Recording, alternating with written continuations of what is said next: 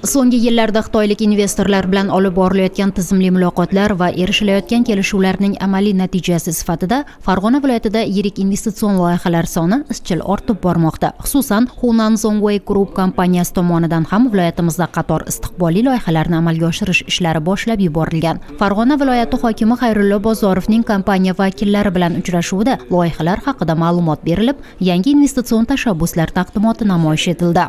Investor tomonidan Farg'onada xalqaro savdo markazi, zamonaviy mehmonxona majmuasi hamda logistika markazlarini barpo etish bo'yicha loyihalar ishlab chiqilgani ma'lum qilindi. Uchrashuvda ushbu loyihalarning iqtisodiy ahamiyati, istiqbollari va amalga oshirish mexanizmlari muhokama qilindi. Shuningdek, investorning Xitoydagi hamkorlari tomonidan qurilish va turizm sohalaridagi loyihalarga investitsiya kiritishga qiziqish bildirilayotgani qayd etildi.